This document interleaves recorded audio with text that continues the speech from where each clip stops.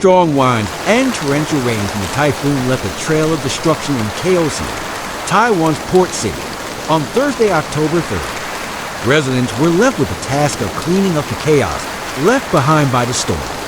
Typhoon Krathon made landfall in southwestern Taiwan, bringing heavy rain and widespread flooding, cutting power to approximately 178,000 households and tragically causing the deaths in the island's eastern region. Hundreds of flights were grounded, and financial markets remained closed for the second consecutive day.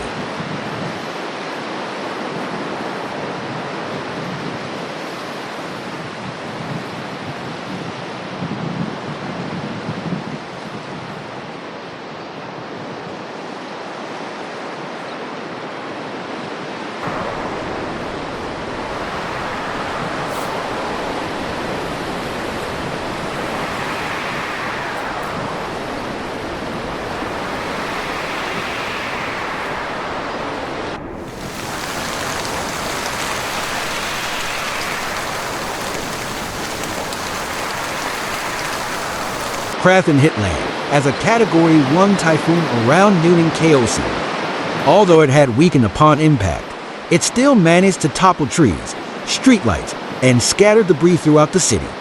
The streets turned into rivers, with flying debris and dangerous conditions marking the city's transformation into a disaster zone.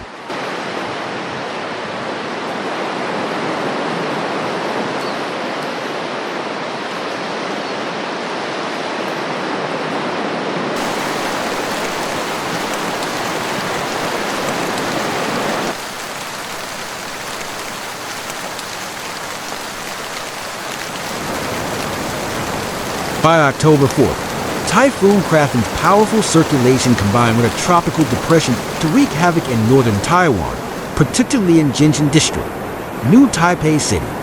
The region faced relentless rainfall, with the Sand Observation Station in Jincheng reporting more than 600 millimeters of rain in just 24 hours. This overwhelming deluge led to widespread flooding, turning many parts of Jincheng into a waterlogged disaster zone.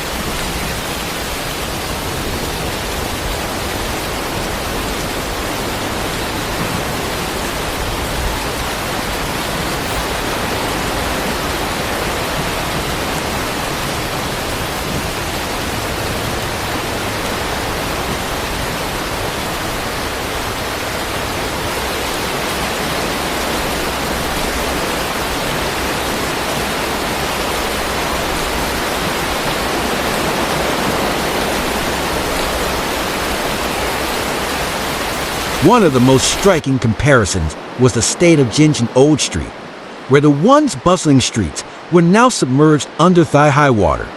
Local businesses, especially market vendors, suffered catastrophic losses as their tools, goods, and livelihoods were drenched. Residents were stunned by the severity of the floods, stating that previous floods had never risen above ankle level. But this time, the water surged alarmingly high, severely disrupting daily life.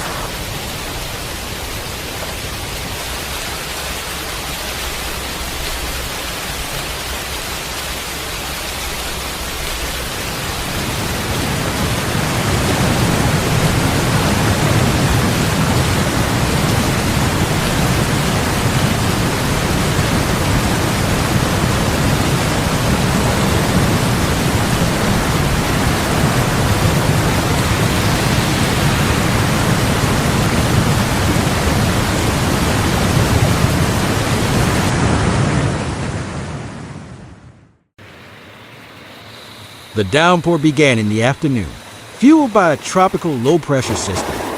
Within just 3 hours, Jincheng saw an additional 131 millimeters of rain, while nearby only recorded 88.5 millimeters, further intensifying the flood situation.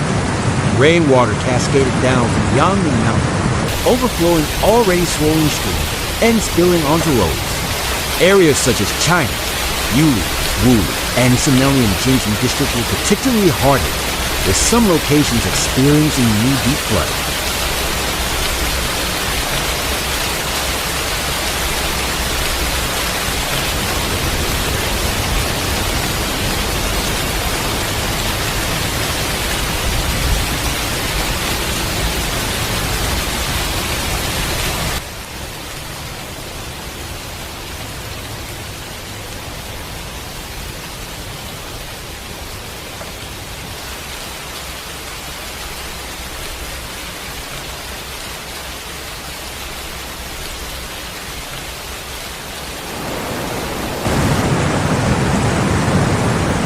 provincial highway tour was completely inundated, rendering travel hazardous. Residents likened driving through the area to rafting, as vehicles struggled to move through waterlogged streets. Only also faced severe flooding, trapping many residents who required rescue. The local fire brigade worked tirelessly to respond to emergencies and rescue those stranded by the rising waters.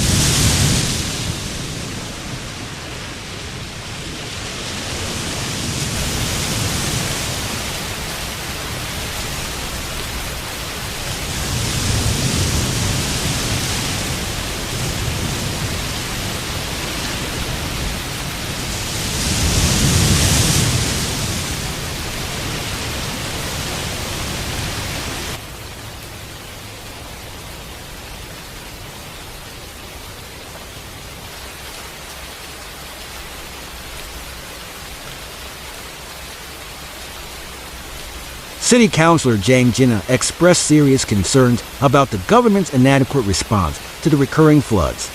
The region had experienced flooding the previous week, but the devastation from this storm was surpassed any previous events. Streets were submerged in muddy water, and the conditions inside homes worsened, leaving residents fearful of future storms.